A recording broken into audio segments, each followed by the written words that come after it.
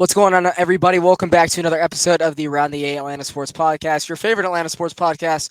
Once again, Blake Newsom joined here by my co-host Mike and Neil here to talk our Atlanta Hawks. It's our first ever official Hawks episode, Hawks solo episode. We planned on doing this about a week or two ago, but busy lives, and we've spent a lot of time covering the mediocre under 500 Atlanta Falcons, and Micah and I are absolute clowns for doing that. That we did not have time to do a show for our Atlanta Hawks before the season got underway. So this is kind of our season preview show slash, we're officially 7 games into the season. They lost at Oklahoma City earlier tonight. So we're 4-3. So we're kind of going to treat it as our season preview, but also give you guys up to date throughout the first 7 games. PSA, if this episode runs a little bit longer and you guys are scared of the length of the episode on the time bar, watch this in 1.5 speed. I've watched this back on a couple of our episodes now, giving us a free view. Got to, can't lie, but making sure that everything came out fine and smoothly. If you guys want to watch this in 1.5 speed and make us a little bit quicker, that's your piece of advice. But yeah, we really do appreciate you guys coming back, supporting another episode of the podcast. Whether you're watching a clip out of ours, Micah, whether you're watching a piece of artwork from myself or from Micah or from Dylan, from our new co-host Tucker. We really appreciate it. If it's audio only, if you ended up watching through YouTube on the channel, we really appreciate the support.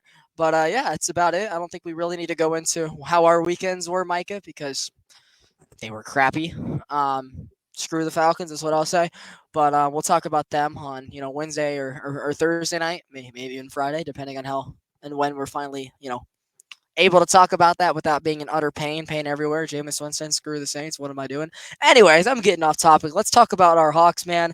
And this is exactly why Micah is on the program, the biggest Hawks fan I possibly know. He definitely knows more than me when it comes to this team, and I haven't had a chance to watch a full game yet this year. Part of it is, well, I'm not gonna lie, Michael. When they're down 20 this year, I'm turning off the TV. I am not giving them the time of day I gave them last year. I have spent so many hours the last 2.5 years, even the Eastern Conference run. We were 14-20 during the year, watching this team on a painful every other night basis. So I said to myself this year, this winter, when they're down 20, it's off because I'm not doing it. And if I see they come back on Twitter, then later I'll pop it back on. But that's just where I'm at. Hopefully they get me more into it. But man, it's tough riding and dying with the play-in team. But without further ado, I'm gonna turn it over to you, man, and you take over the hosting duties from here. How have you handled the start of the year, and let's go over the off season for the ones that missed it.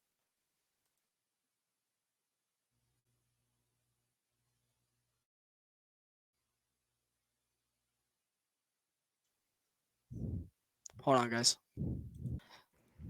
Sorry about that early cut. Awkward silence there, but Micah has his microphone all fixed up. Now, tell us how the Hawks offseason went. I feel like the last time we covered them was the Kobe Buffkin Summer League and the Pascal Siakam rumors back from way back in the day when we were doing 2.5 hour shows with all the teams that nobody was watching. But finally, here to talk some Hawks. I know you've waited for this day. That's the main reason that you wanted to start this podcast. The floor is yours, man. What's going on with those high flyers? Well, like Blake said, we're a little late. We wanted to do the season preview a little earlier, but uh, we've been covering the Falcons, but now we're finally here with the Hawks. 7 games into the season, but we're gonna do the preview with a little bit of some of the stuff we've seen so far this season. But Brave show first, should be coming back soon too. Brave show should be back hopefully in the yeah, next week or so. We got to cover some stuff. So hopefully we're not just a Falcons network because they're not really respecting our time either. But mhm, yeah, for the Braves people out there, for the college people out there, there should be Georgia Tech shows coming out. Maybe not with Micah and I on all the time, but the network should be expanding here soon without the winter months. But yep, yeah, so everybody is going to be covered. For the hockey yep. fans, give us a team and we'll do something. But we're just not there yet. Take it away. But yeah, going into the offseason moves we made, um, one of the biggest moves this offseason was the of course the John Collins trade. It's been a couple of years. John Collins' name stayed in the trade rumors. Every offseason, every trade deadline, you hear John Collins' name come up, and it was tough to see how John Collins he had to come out every night knowing that the team didn't want him, and the fans wanted him gone. But he never showed that he was down from it. He always had positive vibes. Always was the biggest cheerleader on the bench. He was a professional about it, and it just shows John Collins' character and how great of a guy he is. So yeah, gonna miss his highlight dunks. But it was a trade that needed to happen. Both sides of John Collins wasn't happy here no more with him being in the rumors every year, and the team wanting to move on with given his contract and the performance he was given. So the team was finally able to move on from that, and then we went out and signed Wesley Matthews and in the John Collins trade. We ended up flipping it a couple of times and got to the Patty Mills acquired him in a trade. So those are the two vet. Super exciting. Those are the two vets we Wow. added this offseason. It's like like Blake said with the sarcasm. It wasn't really a exciting trade or exciting additions for this team, but at the same time we needed vets like them to come in and calm the locker room down. We haven't had vets like them since really Solomon Hill, and I'm really excited about Wesley Matthews because I can see him filling a Solomon Hill type role. He's going to protect Trey. He's going to we seen so far this season, he's always up on the bench, hyping them up, calming them down, giving them advice, whatever they need. Like he's been the ultimate pro, ultimate vet for his team, and I've been enjoying watching that. And going on to the draft, we drafted Kobe Buffkin, Muhammad Gay, Seth Lundy. Um, Kobe. I'm excited we got a Kobe on the team. But yeah, yeah, Kobe. here Big Tigger Kobe, but yeah, we went out and drafted him. Um, the OKC game today. I see if you follow me on Twitter, you see a couple of my tweets with me. Wishing we had we was able to draft Casson Wallace, but uh, for reasons that I won't get into right now. But Follow us here, by the way, on our banners at Newsome Sports ATL and at Micah TYN. Make sure you guys give us the follow. And we're honest fans, so we're not going to sugarcoat it. It's what you get on the nope. podcast. But if you guys do want to see these live in-game tweets, Falcons, Hawks, Braves, anything else, make sure you guys drop us a follow right on the ads. Yep. And those were the players we drafted. We won't see much of Muhammad Gay or Seth Lundy or even Kobe Buffkin. They've all been assigned to the G League at different times. Kobe Buffkin actually got injured the other day at a Skyhawks practice, so he missed some time. But going to the two biggest things from the offseason is the Onyeka Kongwu and DeJounte Murray team friendly extensions. Um, it was extensions that we needed to get done. DeJounte Murray, he signed for the most money he could this offseason with the 120 million um check extension for 4 years. And Onyeka Kongwu, he had a huge did not think he would sign. Um, extension was 62 million for, and I was thinking he was going for a contract 100 million range, but um, he didn't. So that was nice to see, and I'm gonna we want to see him be able to move up into the starter role, and we want to continue seeing the improvement. And Blake has been talking about it. How we want to move on from Clinton. I just want to know what was your thoughts on both of these extensions.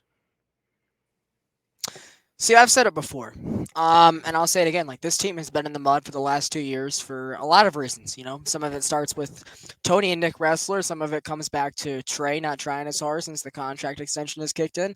Some of it has been regression to some players. We wanted to take an extra step, like John Collins, like DeAndre Hunter, like Cam Reddish, like Kevin Herter. Some of it is Travis Link not nailing picks and giving out charity. It's been a combination of a lot of things. Lloyd Pierce, Nate McMillan, etc.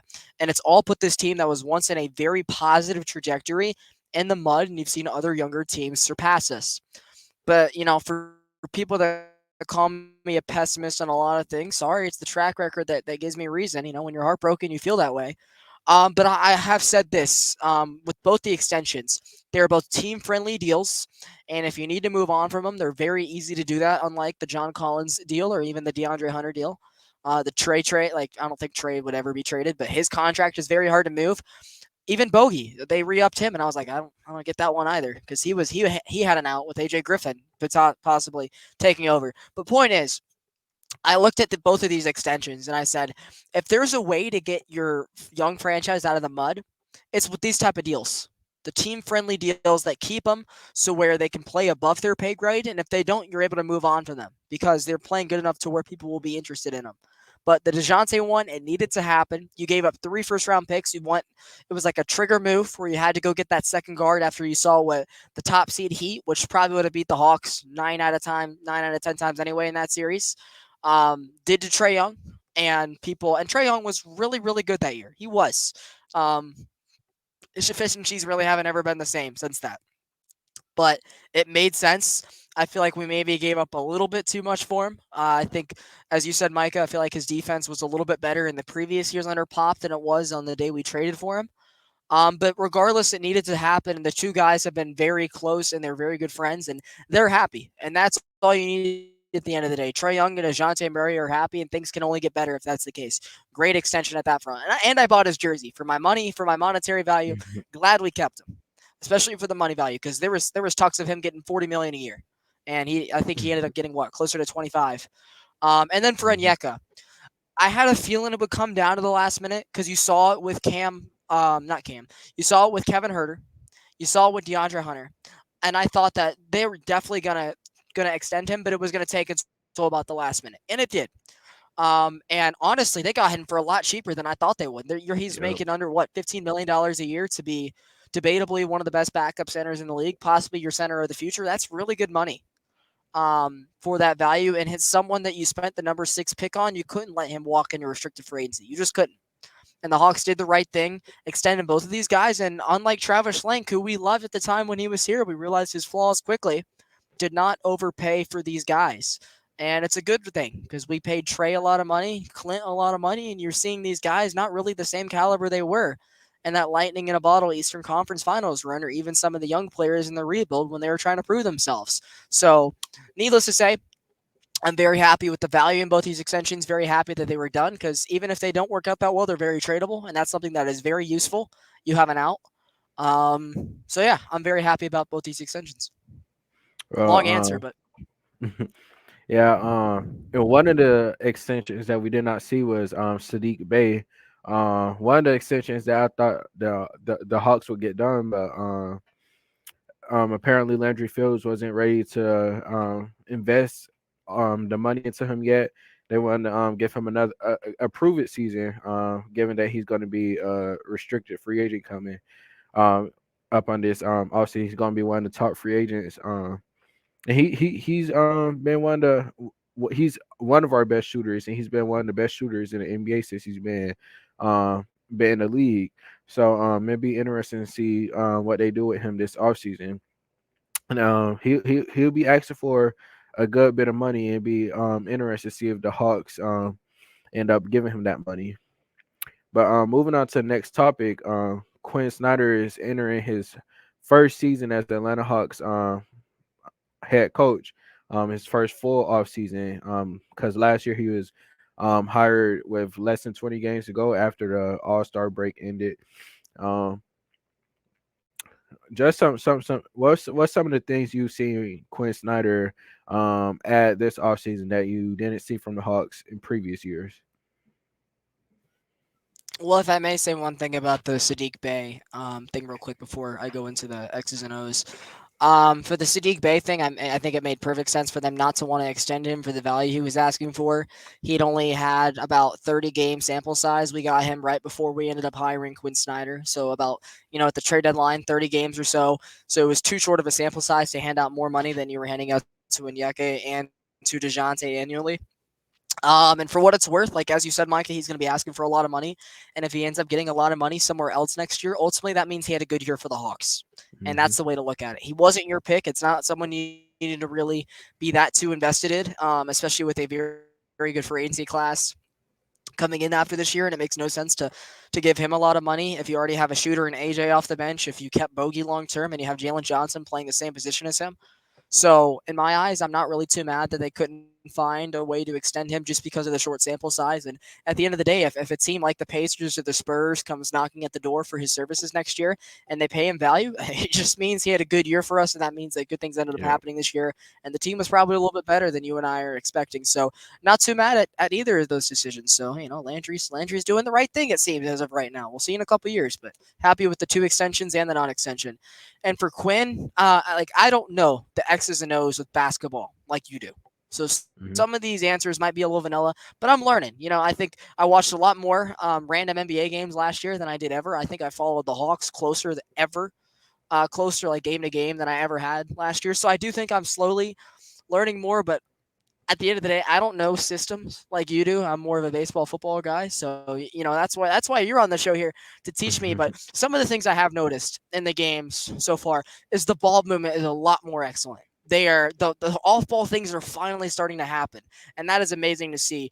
And it's just a lot more fluid out there on the court. They're embracing guys at their best role possible. Simultaneously, the Hawks pick and roll, which was their bread and butter, which works on 2K, it worked with Nate McMillan. They are still running that when necessary. The ISO ball pick and roll lobs are still there for when they really, really need a bucket.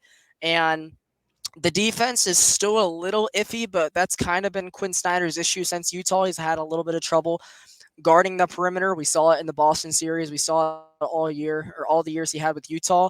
So I'm not too surprised in that regard. But it's just when this is a spoiler alert play-in team like I think it is, there's obviously going to be a lot of flaws. But like long term, I don't think this franchise is really in the worst spot. I just think as of right now, in the days we're currently at, we're still in the mud.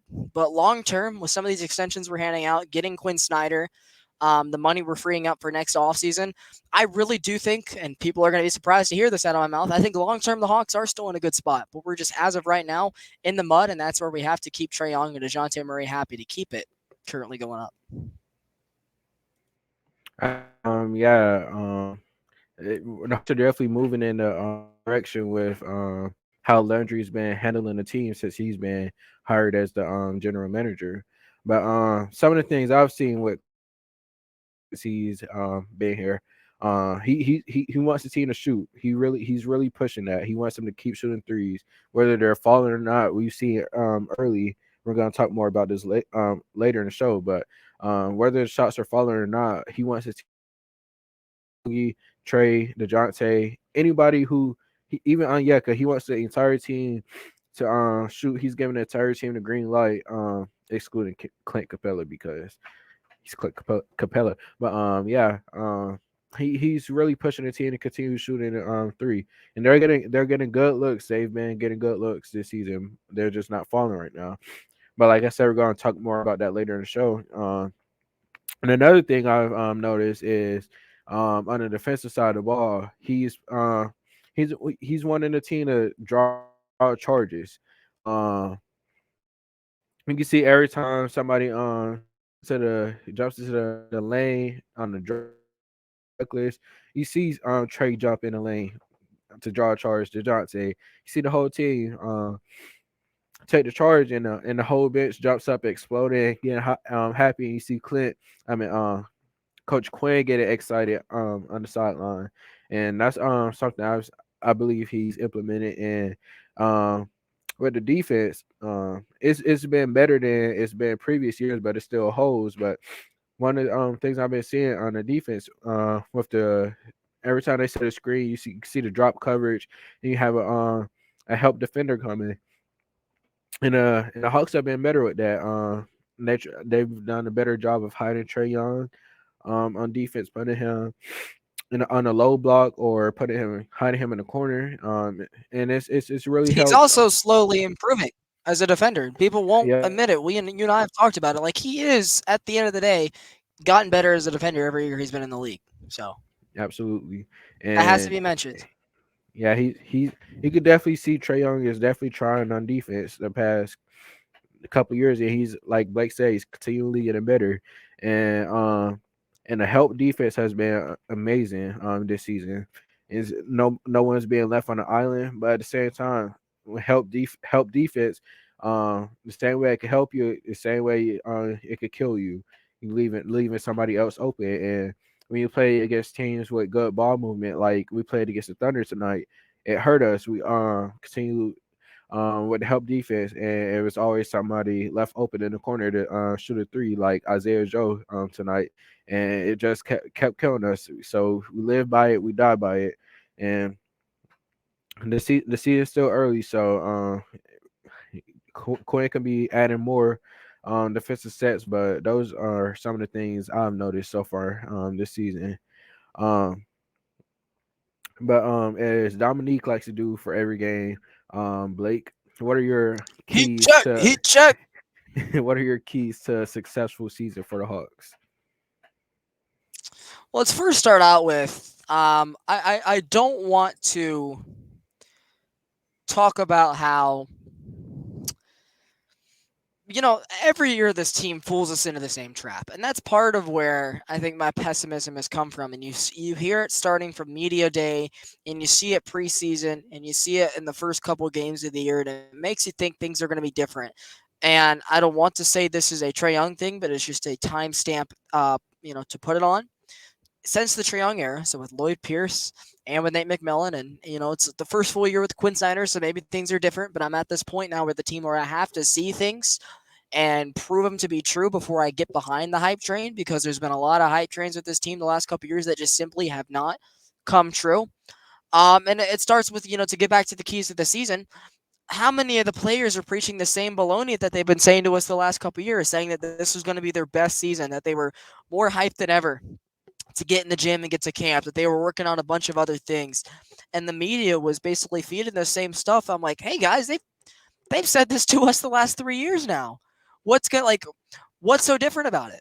What's so different about DeAndre Hunter saying he hasn't worked on anything, and Jalen Johnson saying he's been in the gym early, and Trae Young saying he's more motivated than ever? Like, all those same quotes are the same quotes I've been hearing since the year we went to the Eastern Conference Finals, that pre-year. So I'm not falling into that trap this year. So when it comes to the keys to the season, like, they're saying all the right things, but eventually you got to go out on the court and see it. So, like, Yeah. could you kind of rephrase what you mean by, like, what's your predictions, or what type of keys you're looking for? What do the Hawks have to do to be a successful team this season to um not be the team we've seen the past couple of years, where like for us not to be a playing team again? Well, you can't avoid the inevitable.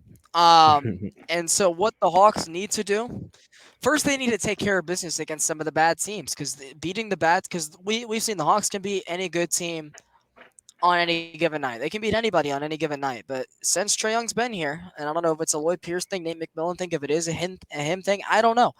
Since he's been here, we have always played down to competition. And ironically, you're already seeing that this year. We've already lost games to Charlotte. We dropped the home opener to the Knicks, which is a team that's probably about on even keel with us, so we're already behind in that tiebreaker. And our other loss tonight to Oklahoma City, a team that was worse than us last year and in the play-in, who is going in the right direction. But if the Hawks team is serious about being in the top six in the conference, you can't be dropping games like that. So all three of the losses this year, I'm looking at, like, I'm not expecting them to go 82-0. I'm looking at it like you got to beat the teams you're supposed to beat. And so far, it looks like the same old when they came out and shot like 30% versus the Hornets in opening night, and then they go up to Milwaukee and beat Dame and Giannis. It's just like, what? So that part is already a little sketchy to me. So the main key is you have to be able to beat the teams you're supposed to beat. And over 82, I've said this on Twitter Spaces a million times. People probably know this quote from me by heart. Over 82 games, I do understand that there's going to be some nights where the worst team wins. I understand that. But it's finding a way to minimize that, because that's the difference between the 5-6 seed and the 8-9 seed, is the tiebreakers versus the worst teams. I know we ended up sweeping Detroit last year, but 2 years ago they beat us 3-4. Charlotte has owned us for the last couple years for whatever reason. You look at teams like Orlando, who have given us trouble, and we play them internationally in a couple days. Even like last year, we lost a game to both Houston and San Antonio. Like, those type of losses add up. And that's the difference between being a 42 win 8 seed and a 47 win 5 seed, is being able to beat the teams you're supposed to beat. So that's my main one. On court. Um, if you want to ask a follow up question about another key, I'd be happy to give you a second one. I mean, with the one that you just said about being need to beat. The past couple years we've seen, like you said, we lose those games and it come down to being the playing team. Like the games that we have to win, and it come back to hurt us every season. And while we've been stuck in the playing, we want to competition, then we want to play down to competition. If the Hawks, played the same way and played to dominate every game, like we wouldn't be having a conversation about whether we be a playing team or uh, what our what we have to do be to not be in the playing again. But that was one of my keys to the season. And to and sorry for the cut, but going back to the second question, Blake, what is like some what's your keys? Something you want to see different on the court you haven't seen the past couple of years. Mhm. I'll give you a couple of different answers for a couple of different players if you want. All right. And I'll start with the leader of this team, Trey Young. And for Trey Young, I need to see him just look more efficient out there. And we haven't seen that so far to start the year, early in the year. And I know that he kind of picks it back up around Thanksgiving. So I'll hold my judgment for a couple more weeks until I really give him a full judgment on how his year is going to end up. But I need him to be a lot more efficient with the basketball. He doesn't need to take these logo threes all the time. You're not Dame Lillard. You're not Stephen Curry. You're Trey Young. So play to your abilities and stop shooting us out of momentum by taking these threes, trying to put yourself on Bleacher Report. You don't need to do that because all Bleacher Report talks about is how you're a bad leader and you need to be traded, and it's all that bogus. And that's why you started this. That's why Trey Young. That's why you started your own podcast to be able to clear those narratives up. And I'm glad he's done that, and it was a good listen this season. So for Trey Young, I need him to be a lot more efficient, and I need him to care about every game he's out there because his energy is what flows throughout the rest of the team. And like you said, Micah, maybe not that there's some more veterans in the room like Leslie Matthews, like Patty Mills. Maybe he isn't the only leader in there, even though it is his team. If he's not having a great night, guys like Wesley Matthews and Patty Mills are there to pick the rest of the young guys up. You didn't really see that last year under Nate McMillan and Trey Young being the leader. So I need Trey Young to go out there and carry about every game because the Hawks are not in a position to be a 16 game team yet. The Heat, they have not got the Heat culture fixed where they can just cruise into the play-in and go play 16 games. We are not them. There's a reason we hate the Heat and they think they own us. There is a level difference between the two as they're showing Heat versus Lakers highlights on my TV. Um, for DeJounte Murray, I need him to, kind of go back to what he was in San Antonio. Like, don't be afraid to go into the passing lanes. Don't be afraid to take your shot when Trey's out there. Like, just play your game. You don't have to do too much to try to affect one another. Just go out there and play your game. Quinn's going to put them in a system where they both can succeed, and we're seeing that. For DeAndre Hunter, I need him to be more aggressive, and we're seeing that so far. I need him to not – he is such a humble person that sometimes it bleeds onto the basketball court where he's a little too afraid to do anything. He's a little too hesitant to take a shot. He's a little too hesitant to go take that driving layup. And that's not been the case this year. He has looked very good this year. It's been his best start to a season so far, but I need him to keep it up for the rest of the season. Be more aggressive. Jalen Johnson, I won't get into yet because we have a segment on him later. Clint Capella, hit your bunnies, bro. He's not doing that as of right now. Hit your bunnies. And if you're not going to hit bunnies, dunk the ball, damn it. Like, what are you doing? You're like 7 foot. Just put the ball in the basket. That's all you got to do. You're able to catch lobs and throw it down, unless when it's the game on the line versus the Knicks.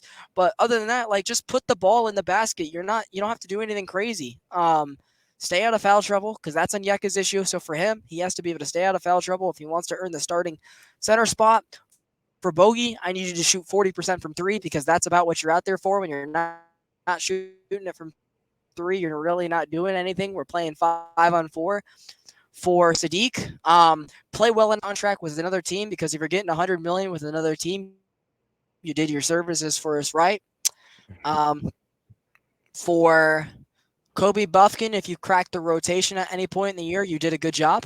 And for AJ Griffin, I don't know, just hope he cracks the rotation too. I started to kind of go off at the very end and kind of lose my train of thought, but hopefully that's a good expectation of what I want to see improve from pretty much everybody in the rotation this year.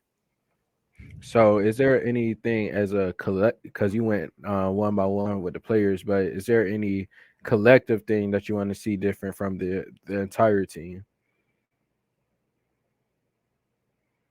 I think it's a combination of both those things. Like, take care of your weaker competition and get your record fat and happy. Mhm. And that comes from caring about every game. And that's a team thing. Some of that comes back to Quinn Snyder and the adjustments he makes that Nate McMillan and Lloyd Pierce never made. Because the Hawks look like I mean, you didn't really see it tonight, but they have looked like a much better team in the second half than they did the last 2 seasons because teams would make adjustments on Nate McMillan at halftime and he wouldn't know how to readjust.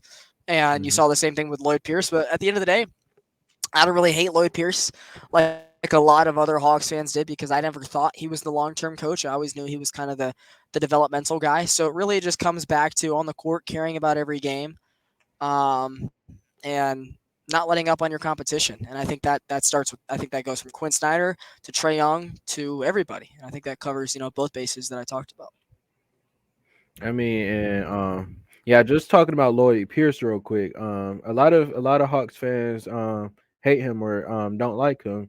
Um, but really, you look at Lloyd Pierce. Lloyd Pierce is the one that gave Trey Young the green light for him to start moving into the player that he is today.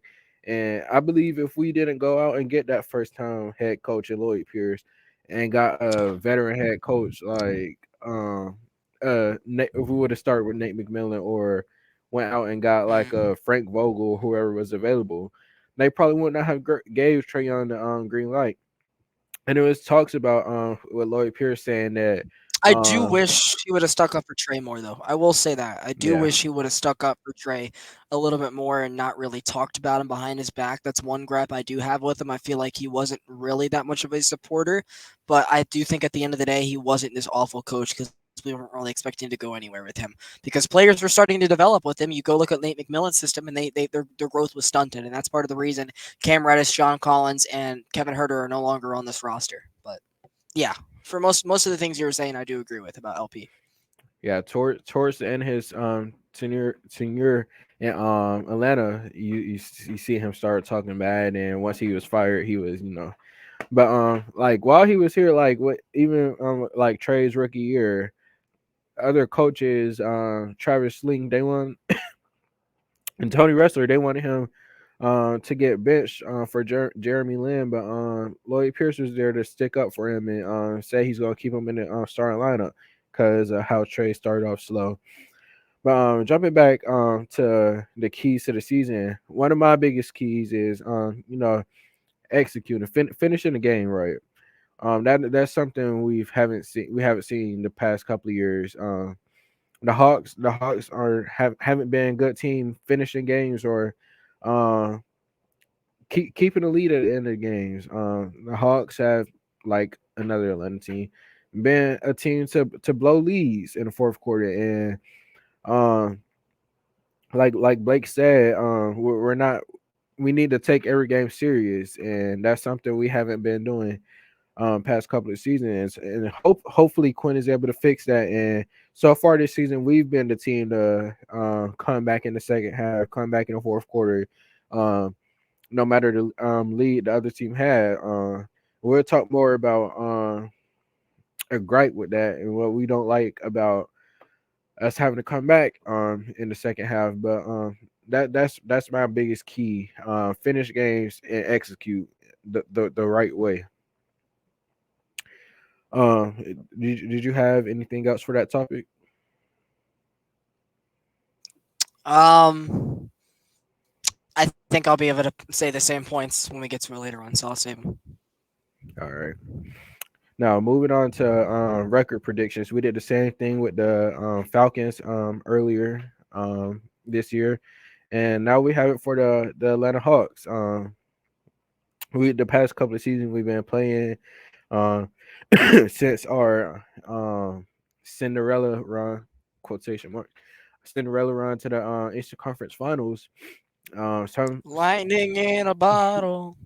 a, a lot of people say it was a little too early for us to do that, and I agree because players like Cam thought he needed a bigger role after that, and we see how his career is going.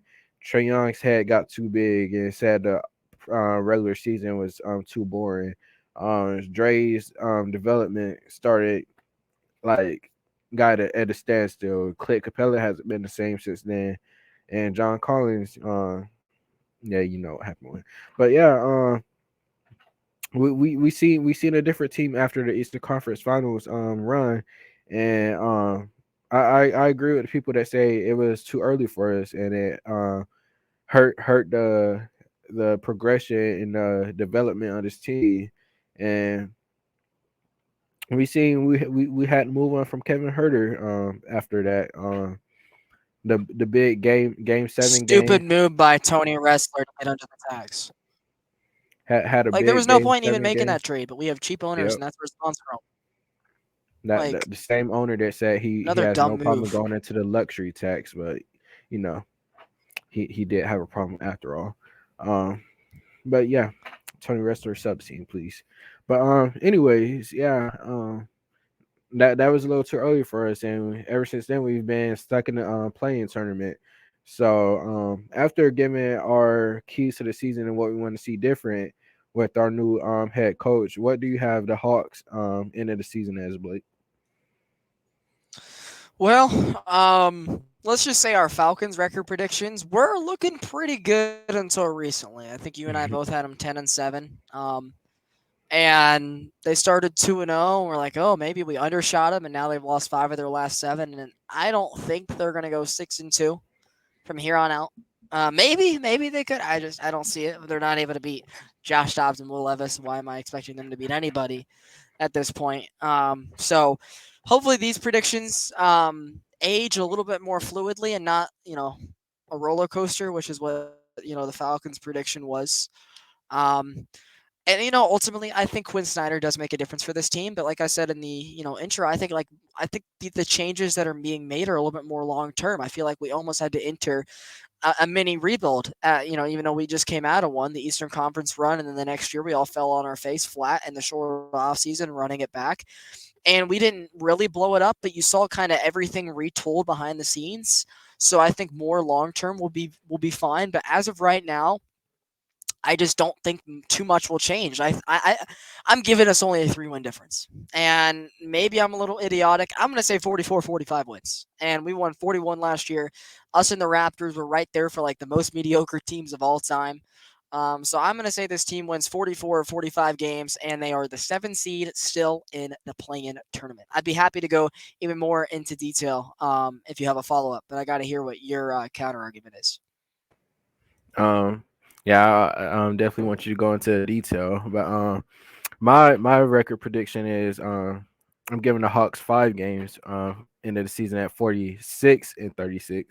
Uh, and end of the season as the 5th or 6th seed, depend on it's always going to depend on how the I'll other stamp team. it at 45. I'll stamp 45, not 44, 45. I'll say 45. So Yeah. I'll go that. Um, yeah, 45 wins. it's always going to depend on other teams in the conference, but I feel like the Hawks with Quinn Snyder will take more of these games more serious, and we've seen a difference so far in the season, and I feel like like Blake said, we could beat any team any given night. It's just the mindset we have to have coming into the game, and if the Hawks are able to come in every game wanting to dominate and know that they had the potential to beat the team, I think we'll see a different team. But at the same time, I can't put too much faith in this team given what we've seen in previous years. So I couldn't go more than the 5 games, and I think 5 games might be pushing it. Five more wins than last year might be pushing it, but we'll You see. But you pushed me from 3 wins to 4 wins here live on tape. I've said 44 wins all off season, and now I'm having this like butterfly knot in my stomach for thinking that they're going to be 4 wins better.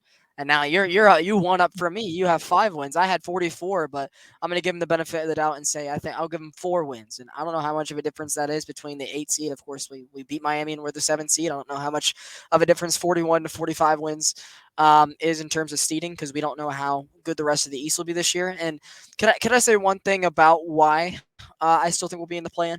regarding Hmm. how this team. The roster hasn't changed that much. So the only thing that really has changed is Quinn implementing his system, and because it's the same talent, I don't think it'll be that crazy. I still think a 5 win difference is pretty big difference regarding just coaching. And us, making adjustments and not blowing games at the end. But here's where I come to it. We just mentioned how we can beat any team on any given night. My thought process is this: over 82 games, still expecting over 6 teams over the full length of the season to be better than the Hawks at the end of the year, and they have to prove me otherwise. I am done defending all the Atlanta teams for things they have not proven me on yet. And that's where a lot of my quote pessimism has come from, because track records have to be reversed.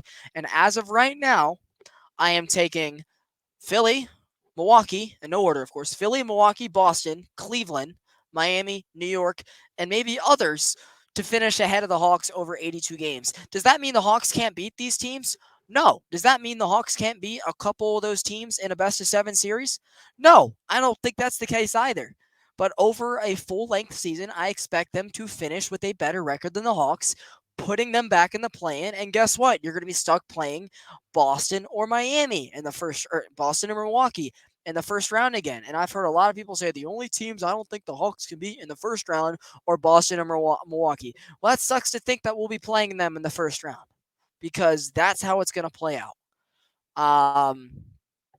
So again, they just have to prove me otherwise. Similar roster.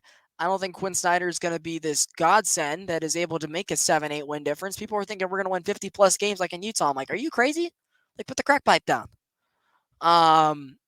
So yeah, the Eastern Conference is a lot more competitive than it used to be when we were upcoming and rebuilding. And so over the full course, geez, English is tough. Full course of an 82 game season, I'm expecting those handful of teams to be higher than us um, at the start of the playoffs. Um, I'm a little stuck because I agree with the guaranteed teams with Boston, Philly, and Milwaukee being better teams than us. But Cleveland? where I start, it's that is the Cleveland I also and say Cleveland, Miami, my New York. So what are you with them? yeah, Cleveland, New York, and my the team. They lost two key players this year with Max Struess and Gabe Vincent in free agency, and Yeah, it's heat culture we've though. seen They've so shown far. me they can replace anybody. Like they've shown me that they can move on and they're able to overcome that. So I'm gonna give them the benefit of the doubt because they've shown me that they can. Yeah. But like, of course, the season's still early, so you can't judge their Gabe Vincent and Max Struess presence being missed so far in the season with the Heat being at 3-4 right now, started off the season 1-4. Um, and then you have New York. They're also sitting at 3-4 right now. Julius Randle hasn't been playing as himself.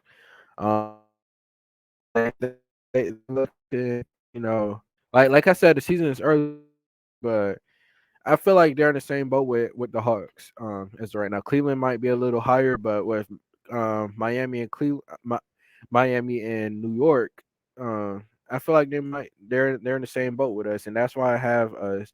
Uh, that's why I say we might miss a play in at the fifth or sixth seed.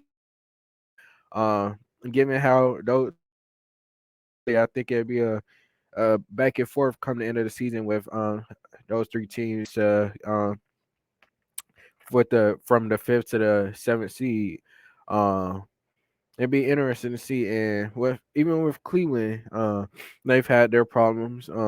But they have a team that they've built a good team that should win games, but they're also still young, and they also have the same problems as Atlanta with them not beating the teams that they're supposed to beat, and they aren't a good team in the fourth quarter where they're supposed to close out a win. They're not good at it. So that's why I have us in the same boat. But I have Philly, Milwaukee, and Boston as the guaranteed teams is better than us.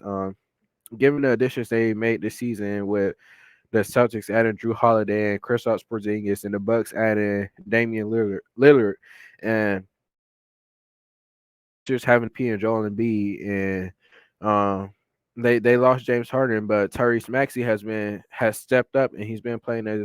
as he's honestly been playing better than James Harden played in his time in Philly so far this season.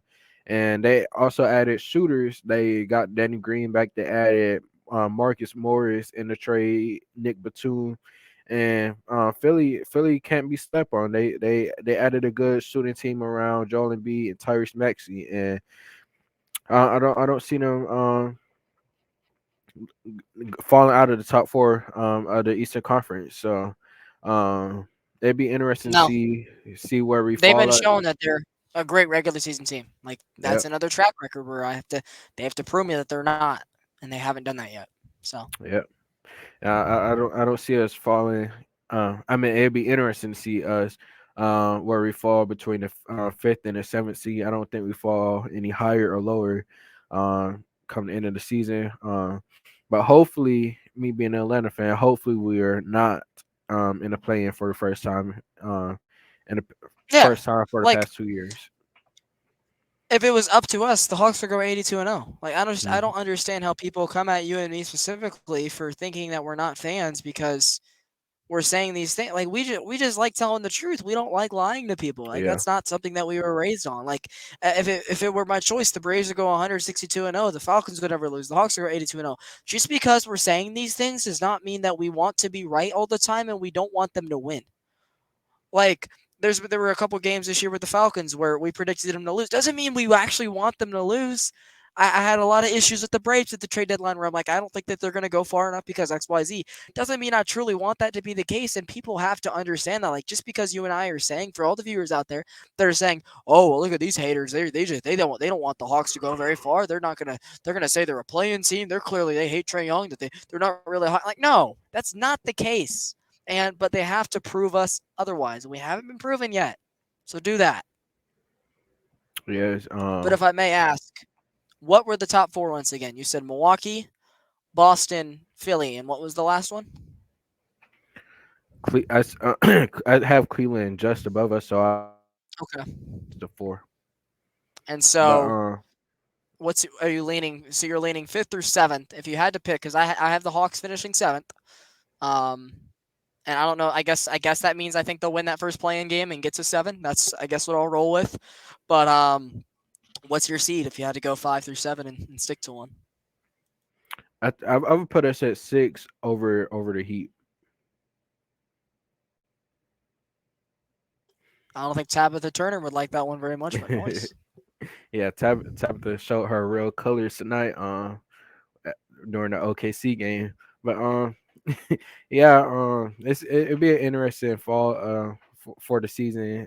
Seeing where the Hawks go. Hopefully, we're proved wrong and they fall a little higher. But as of right now, any higher than five. But jumping into present day with the Hawks, we're in week three. Game 7 today was played against the Oklahoma City Thunder. The Hawks are sitting at 4-3, and we're currently ranked number 5 in the NBA power rankings. Something we haven't been able to say a couple of years. Um, you might ask why. The Hawks are 3-0 versus the top NBA standings as of November 6th. And those teams we've top 10 teams that we've beat was Minnesota, Milwaukee, and New Orleans. We're Pretends 3 to be 0 shocked. 3-0 against the top 10 teams. The next closest team against top 10 teams are 2-2. So the Hawks have been winning games against the better team so far this season. But the three losses, like Blake said, are teams we were supposed to beat. With for sure Charlotte and Oklahoma, Oklahoma City. The New York was a game that we should have won cook the fella. But yeah, we talk about that later in the show. But yeah, the Hawks. We've seen a different brand of Hawks basketball so far in the games we've won, and we just want to see the consistency with that with all the games we play. We want to see every game taken serious. We want to see, like I said, we want to see the Hawks want to go out and dominate every game, and we want this team to be successful. And I don't, like Blake said, we're fans of this team of these teams. At the end of the day, we're not gonna lie about where we think the team is. We're not gonna sugarcoat it. We're gonna tell you our true opinion and how we feel about the teams. You don't have to like it, but we're gonna give you what we feel and our truths, whether you like it If or you not. if you want to find somewhere else where they're going to sugarcoat you the truth about the Braves, the Hawks, the Falcons, etc., this is not the podcast for you, and this is not the platform for you. There are many other people that will be willing to lie to you and tell you what is actually not the case just to make you feel better. But again, that is not your program, but we're happy you decided to listen anyways. And Yep. now, So, for the one what time, what was your mhm. what's your assessment of the season so far? 7 games into the season.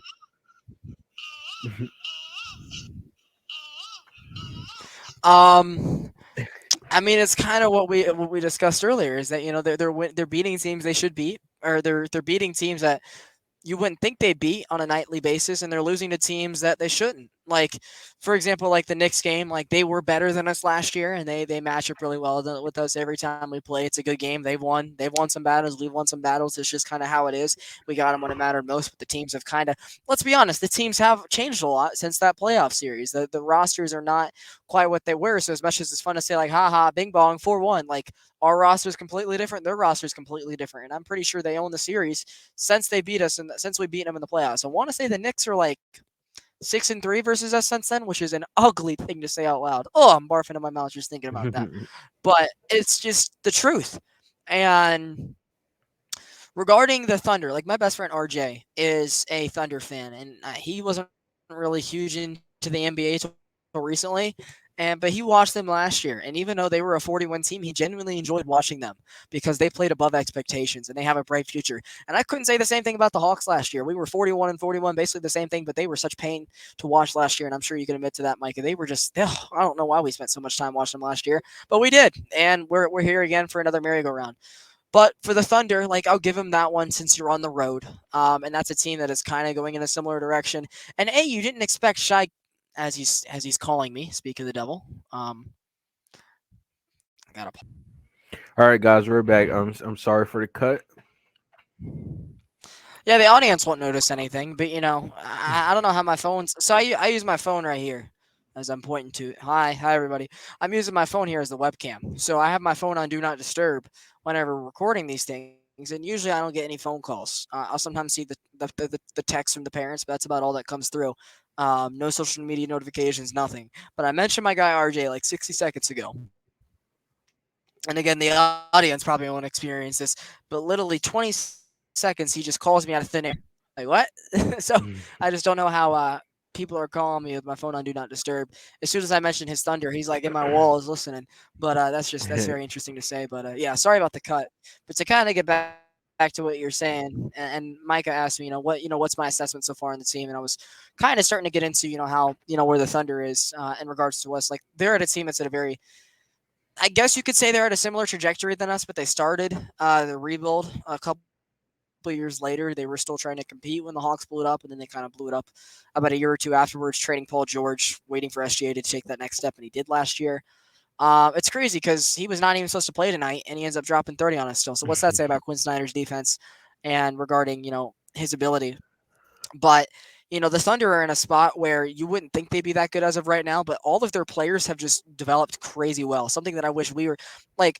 Shout out to Kevin Keneally, who's big in the Atlanta sports Twitter community. He made a tweet tonight about how fast and how active all of the young Thunder players are, and I said that was us 3 years ago before LP and Nate effed it up. That was us. We had that same stature going, but they have that coach that they really believe in, and SGA has become a leader a lot quicker than Trae Young has. I hate to say it. And that team has developed really well. Granted, we haven't seen them on the big stage yet. They weren't able to get out of the play-in that last year. I'm not so sure they'll be quite top 6 yet this year, but they are going in a very good pace, and they basically got Chet Holmgren as a free agent this offseason, being that he didn't play at all in his rookie year. But if you look at that team, like their biggest weakness is rebounding, and that's where the Hawks were able to keep themselves in the game tonight.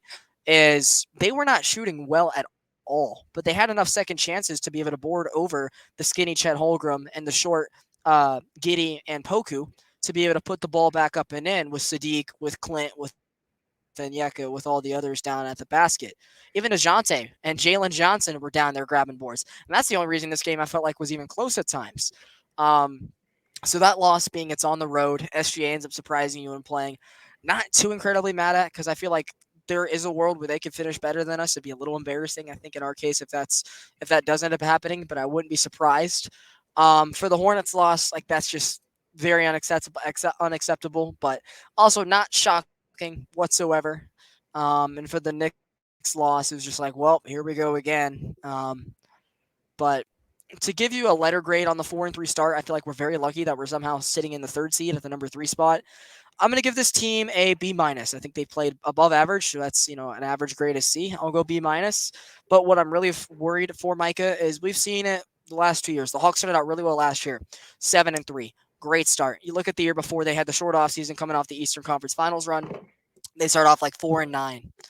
And each of those years, what really was the turning point in the season was about Christmas time when that first injury bug hit. So I am waiting to hold out on this team to see what their true potential is when we get a little bit of a bigger sample size and when that first injury bug hits, like every team does around Christmas time. And if this team is able to be resilient and stay above water and stay above the middle of the pack going into the new year, I think we'll be a lot better team than we were the last couple of years. But that is yet to be seen throughout this short sample size. But what we have seen, things look better in some areas with Quinn at the helm and not Nate. But regarding the same roster on the court, some of the things do not look better, and that's why it's hard to judge everything on a small sample size, even though we're still sitting here a game over 500. I mean, yeah, it's just too early to give a full assessment of the season. We're just 7 games into a 82 game season, so it's not much we could say to assess the team so far. But what like I keep saying, the difference I've seen is like the team they're showing more joy playing the game, and they're not giving up. Like we seen a couple of times this season where we got down and we came back. Like the Timberwolves game was the main one when the Johnson Murray uh came back, had that big third quarter, and the team they were just resilient, and they didn't give up, and they they came together, and you didn't see them get down. And that was one of the big games for us so far this season, and it sparked our 4 game win streak. Um, but to like Blake did with the letter grade, I'll give it a straight B, or a B plus, one of those. Because we beat the good teams, but at the same time we lost to the teams that we should beat. So it's like you can't it's too early, so it's not much we can really say. Once we get like 20 games in, I'll be able to give a real assessment. But at this point in the season, 7 games into an 82 game season, it's not much to say. But let's take a closer look at the players so far in the season. Starting with Trae Young. He hasn't been, like Blake said earlier in the show, he hasn't been himself since that the Eastern Conference run after he got his contract. He's been He was as he was really good the year after, but the contract hadn't hit in yet. So his fourth year, he was still really good. He was one of the main reasons we still made the play in that year and we're over 500.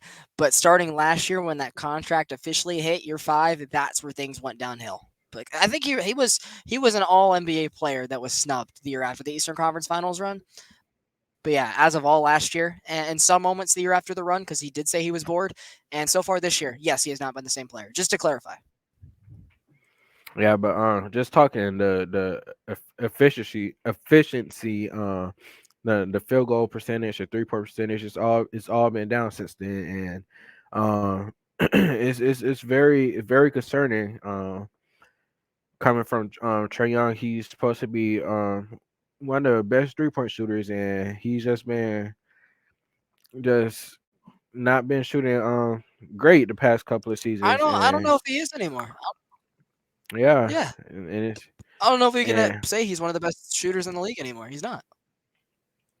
he's definitely not living up to his potential. Hasn't been living up to his potential the past couple of seasons.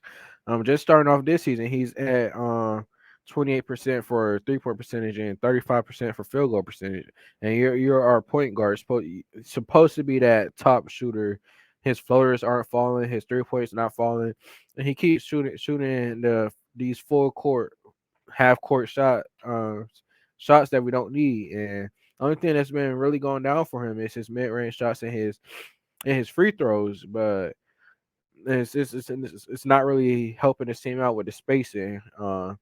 Teams are still defending Trey so he don't get hot, because once he's hot, he's playing like the Trey Young that we know, but when he's not hitting shots, it's hurting his team, and that's something that's really that really will hurt us later in the season. Just what do you think has been a problem with Trey Young shooting since the contract kicked in? I think maybe some of it was working with Steph Curry, and I know Steph Curry is like the greatest shooter of all time, but just Trey Young is not Steph Curry, and what works with Steph Curry maybe doesn't work with Trey Young. And it is fair to say that he did get better efficiency wise and shooting the ball wise when Bogdanovich came back last year, about 25-ish games into the season. But you look at some of the years before that, like even when we were a young team, I think he was surrounded by more shooting, which allowed him a little bit more space to shoot. Since that mark, like the Hawks have moved on from Danilo Gallinari, they moved on from Kevin Herter, they moved on from Tony Snell, and now that you've depleted some of your shooting abilities, and you kind of think you've brought it back with Sadiq Bey, even though he's not been a great shooter so far into the season, you're not even playing AJ Griffin. You haven't brought back and replenished that 3-point perimeter game. DeAndre Hunter has been inconsistent as a 3-point shooter. John Collins could never do it. Jalen Johnson's still developing it. You know, your backup center is just starting to be able to explore out there at the perimeter. And Okongwu, I feel like if the Hawks had more shooting around Trey Young, he's better for it. Like he gets a little bit more space because the other, the defender on the opposition is so more confused and so much more focused on the rest of the shooters. But I think even you can look at like Bogey. I feel like he's not as good of a shooter as he was during that season going into that Eastern Conference Finals run. So regarding the efficiency thing, I think a little bit comes back to maybe Steph Curry did some things that didn't work. And it sounds crazy, but again, like Trey Young's not Steph Curry. Like maybe what works for him doesn't work for Trey Young. They're different players at the end of the day. That's what I'll leave it at regarding that. The efficiency, I think that does come back to his contract's kicked in. He's not as hungry anymore. And I'm one of the biggest Trey Young fans you can meet. Like I was still a teenager when they drafted him. So of course, as a 15-year-old, I'm gonna love whatever superstar puts my team on the map because we weren't getting the publicity before Trey Young with the Dwight Howard, Paul Millsap teams with Dennis Schroeder. We just weren't getting it. And Trey Young has put us on the map for good and for bad. Some false reports, some good reports. So at the end of the day, he is a superstar player, and I think at his best, he is a top 10 player in the league. But we have not seen that for almost 2 years now. And I think at the end of the day, he doesn't need to take as many threes. Like he is not Steph Curry. He said it. I mean, hey, it was his words when he got drafted. He was compared to Steph Curry. He is not Steph Curry. He is trying to be the best Trey Young he can be. In the last year and a half, he has not been the best Trey Young he can be. They went out and got a ball handler for her. They went out and got more shooting to replace the older shooting that they left. And he has, I think a good key, Micah, is when you see early in the game, if his floater's on, that's how you know it's going to be a good Trae Young game. Hmm. But if he's missing that floater early in the game, it's one of those games where he's not locked in and he says, this is one of the 82, I'm not trying it, and it's going to be a stinker. And you better hope that DeJounte picks up for it. But yeah, like just stop with the logo threes, man. You've hit one in every arena now. It's just not even worth it. Pull a little bit closer and take it from the line. Like you have enough in your game to create separation where you don't have to step back 60 feet just to think that you have to shoot it like you're an AAU, because at the end of the day, you're not good at that. You're not. You're not that same shooter you were 2.5 years ago. So stop taking the logo threes and trying to put yourself on SportsCenter top 10 and on Bleacher Report articles trying to reverse your name. Don't do that.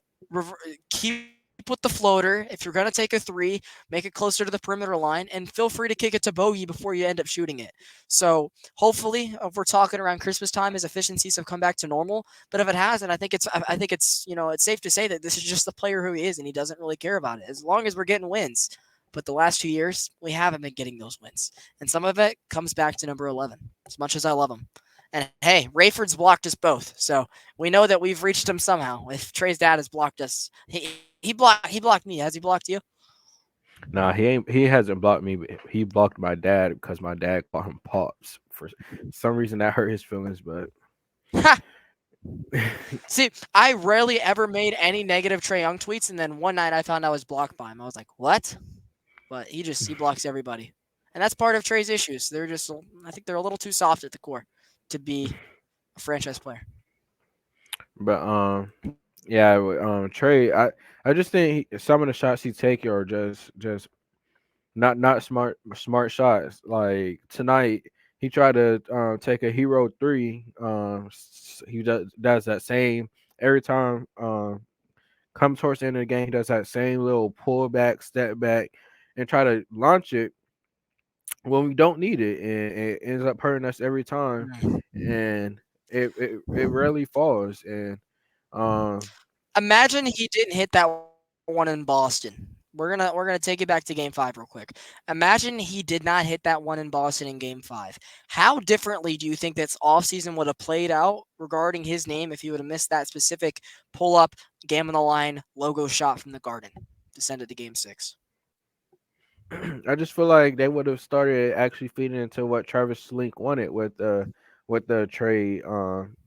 Slink wanted him traded, but the wrestlers didn't want him traded, and that's Even though ultimately what. Schlenk took him. Yep, See, and why take him and say that's your stuff and then trade him? Like, what? We're so dysfunctional, bro. What?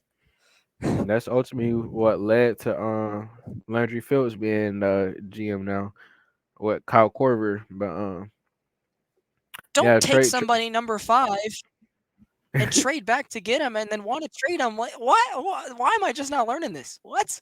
Oh my God, we're so dysfunctional. But really, it also came out that Travis Slink wanted to keep Luca, but the wrestlers also wanted to draft Trey. But that's a story for another day. But yeah, they wanted. Cam I Reddish. I just feel like that probably would have been a conversation. But Trey has to do a better job at shot selection, because some of these shots are just not needed. You don't need to pull up from 35 feet right when the game started. You don't need to do it when the game is on the line. I can see if you're hot, you done made a couple of shots in a row, and you want to pull from back there, and you got it. Like, I understand that, but when we're down or There's still we no trying harm to, in shooting closer. There's still no harm in it. Pull up closer and shoot it from close. It counts just the we, same. If you want to yeah, pull up, it's pull the from the same perimeter, not from the logo. it's the same 3 points, flashy or not. We want the points. We don't want the flashiness. Um, just take what the defense give you. You don't need to press for it. You have teammates that are capable. You have the Johnson Murray who's been hitting his shots. You have Bogey that's always he's obviously not going to stop shooting. You have Jalen Johnson who's been shooting 40% from three this season. We have Yako Kongwu who's been knocking out his threes. We have shooters. We don't need Trae Young putting up 8 threes a game from 35 feet. We just don't need it. We want better shot selection for him, and his efficiency will start rising back up.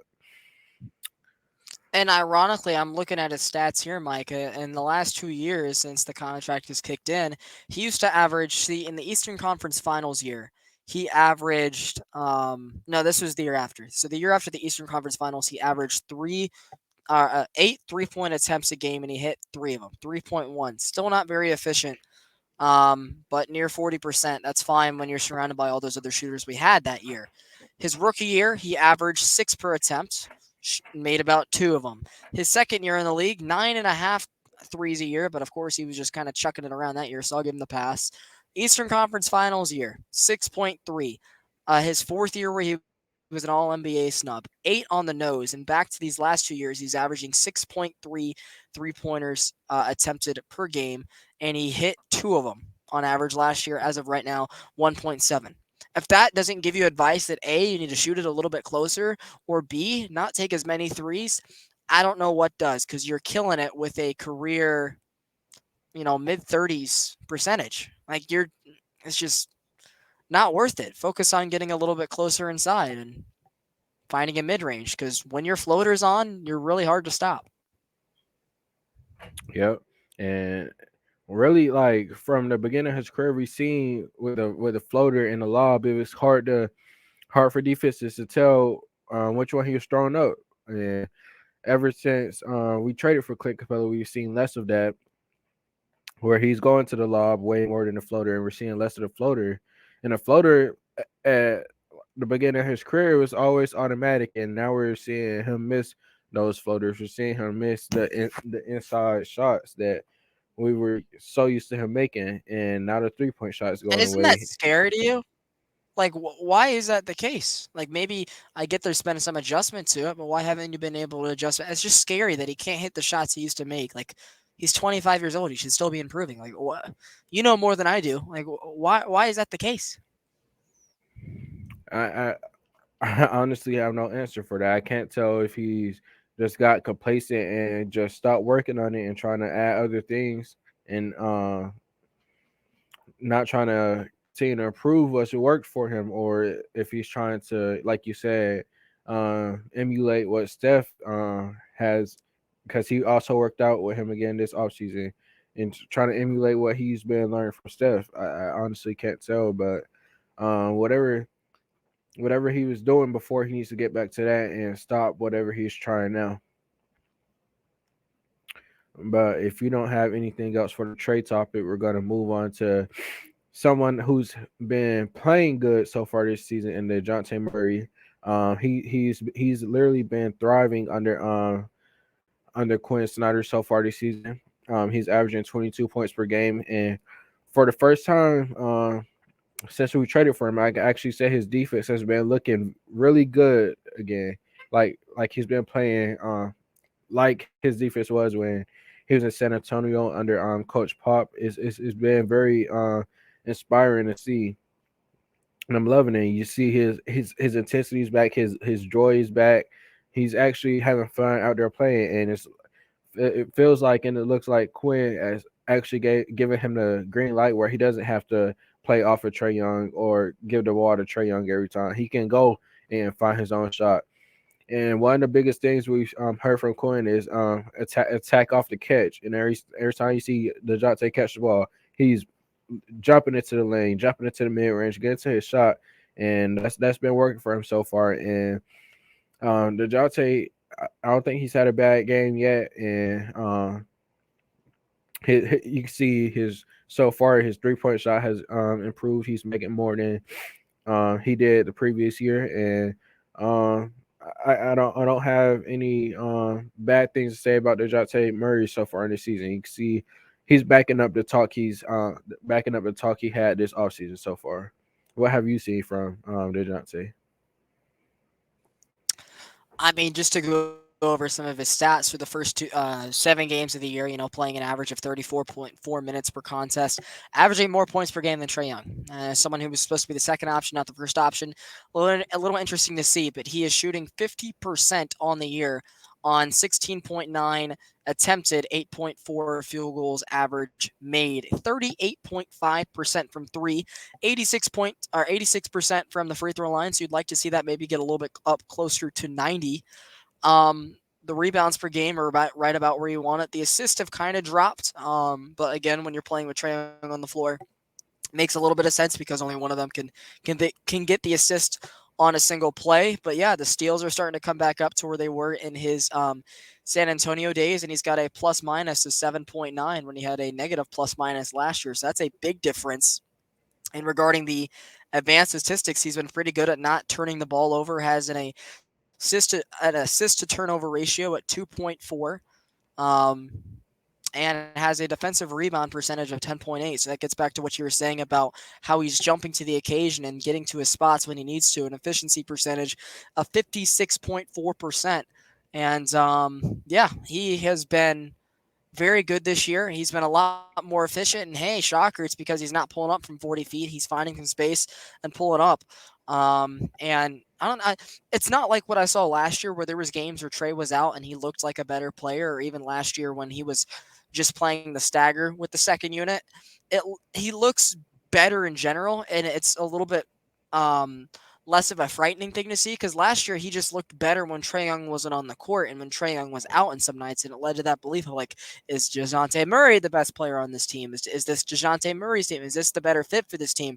And I'm glad to see that it's working well and he's looking like he did at his best last year with Trae Young in the fold. And that makes me believe that they'll be able to work together more. And that comes back to what we said earlier, ball movement, off ball play. Yep. It's like I said, it just looks like Quinn has given the Dejounte Murray the green light, and he's telling him, you don't, you could be the best player on this team. You you you're good enough, and you don't have to wait for Trae Young to do this. You don't have to give up the ball. If you're hot, keep going, feed the fan, and you see with the Minnesota game, something similar to what Quinn Snyder did with Donovan Mitchell when he was in Utah. When Donovan Mitchell would get hot, he would keep him in and keep feeding him, and you just my one of my favorite sayings is if it's not broke, don't fix it. So if DeJounte's hot, keep going to him, man. That's he's been hot so far this season. I want to see that continue to happen, and with Trae Young being able to come back and uh, rise his efficiency levels and continue being a better player. But now going back to a player that's been concerning lately, a player that we both agreed that we wanted traded this offseason that we couldn't find a trade for Clint Capella. Well, we had a trade that we didn't put a trigger on, but Clint Capella, he's had some, Multiple we didn't pull a trigger on. yeah, had some early season issues. Not finishing at the rim. His defense has been looking lazy. Remind you, we're 7 games the season. He's offense. He had 2 missed dunks in the New York game, which cost us the game, and you're seeing it. You're like it was at the year we went to the Eastern Conference Finals. He looked like a franchise center, the center that we want to understand, the center that we've been looking for years. And then after that, it's all went out the window. He has different spurts throughout the season where he started playing like that, then he disappear again. And I don't know if it's because his injuries. He's been having an Achilles problem the past couple years. And I really don't know. He just looks lazy at times, or he wants to lay the ball in softly, misses it. He wants to do that little hook shot off offensive rebound. His defense he's just getting dominated by other bigs in the league so far, and it's at the point where we need to hurry up and find a trade partner for him and get. I'm not even gonna completely bash him because like I said, he has moments where he plays good, and but the bad has very much outweighed the good so far this season. What's your take on Capella so far? Well, regarding the trade package, we're in the same situation we were with John Collins, where I feel like we just waited 2 years too long, and now you're not going to get anything for him. And so that was a missed thing. We should have done it this offseason. He could have been part of a three-team trade with Toronto. There was also another deal where, Dallas was just willing to just part ways with Tim Hardaway and another guy on their bench, and they were just willing to give it up for free. And I would have loved to poach something from Luka's team, but the Hawks said no. And there was even interest from the Thunder, and they were going to give us one of their many, many. I don't think it would have been anything recent, but they were willing to give us one of their many first-round picks to have a backup center veteran that is a rebounder in the room with Chet Holmgren. And maybe it would have been really awkward to see him on the other side of the floor tonight. But I think it was just the best case scenario. But it also, to leave it to Onyeka, like they did extend him, but it's year 4. He hasn't proven he's a starter yet. And part of the reason I think Capella is still here is Trae Young loves him, and I think Trae has a little bit of too much control in regards to what the roster is. But I know Trae Young loves Bogey and loves Capella like his brothers, and that's part of it. He has been pretty good regarding the rebounding. He sometimes gets bullied by some of the 7-footers when he is 6'10", 6'9", and I think that's just going to be how it goes. But one of the scary things is some of his issues that rose in Houston, which basically ended up in us robbing Houston for his services, are starting to come back. Some of the knee, some of the elbow issues are starting to creep back into the fold, and he's not this young player anymore. He is a first rounder from 2014. He's 29 years old. It feels like he's like 34 out there with the way he jumps. And to give his season stats for people that don't know, through the 7 games, 25 minutes played, shooting 56%, which is way down from the last 2 years when he was shooting over 65%. So far, 72% from the line, which I'll gladly take from his size. I don't expect that to continue, though. Rebounds are at 10.5 a game, averaging about 4 on the offensive glass, 1.4 blocks per game, plus minus is 1.3. So some of the statistical categories show he's good, but like you said, his bad has outshined his good, and there's just been so many moments where you just want to bang your head against the wall. Some of the little things that he's failing to do that wasn't the case a couple years ago, and definitely wasn't the case on the James Harden, Chris Paul led Rockets teams. And so I feel like we should have traded him about 2 years ago to capitalize value on him, because we said it earlier. We think this team is a play-in team, and a lot of it comes back to the starting lineup just doesn't fit together, and maybe Quinn Snyder is going to make the best fit possible, because we'll talk about the bench in a little bit. I feel like we have one of the better bench units in the NBA, a 9-man, 10-man rotation. I feel like we have some of the 4 or 5 we bring off the bench, whether it's Jalen Johnson or Saddiq Bey, have always worked really well together, but the starting lineup is always clunky. There's nights where Trae doesn't look good. There's nights DeAndre doesn't look good. There's nights DeJounte doesn't look good. John is finally out of the fold, but I feel like Capella has to be next, because I feel like if you really could find a way to find a 7-footer to pair with Onyeka, or a stretch big that doesn't have foul issues to bring off the bench, I genuinely think this team could be actually good. Not 5th seed, 6th seed, 7th seed good. If you found a way to flip Capella for a 7-footer, or someone that can shoot the ball, that has low foul issues, to pair with Onyeka, to be, I guess, part of this 10-man rotation, because we run a 9. We're expecting that Kobe/Wesley Matthews will be in the fold later this year and probably consider it a 10-man. If we find a way to flip Capella for another center, I really think this team could be genuinely good, and I feel like that's the next thing that need to be made. But it sucks that we didn't trade him this offseason, because or the one before that, and I've been screaming to trade him the offseason before that. The value is just no longer there, so it's going to be another package where you end up getting Rudy Gay to flip for Patty Mills and a 2nd-round pick. So, whoops, Landry Fields and Tony Ressler and Travis Schlenk too all screwed the pooch on this one. Yep, and it's annoying to see that. Very frustrating to see how with John Collins they waited all those years and tanked his trade value, and they didn't learn from that at all, and they're doing it again with Capella, and it's very frustrating. And I don't see Pretends to be shocked, Mr. Nail. I don't see what the wrestlers goal is. Pretends to be shocked. He just, to me, it just seems like he's using the Hawks as something to keep his money up, and he doesn't want to spend any extra money. He doesn't care about winning. He just wants to just add to his He money. cares.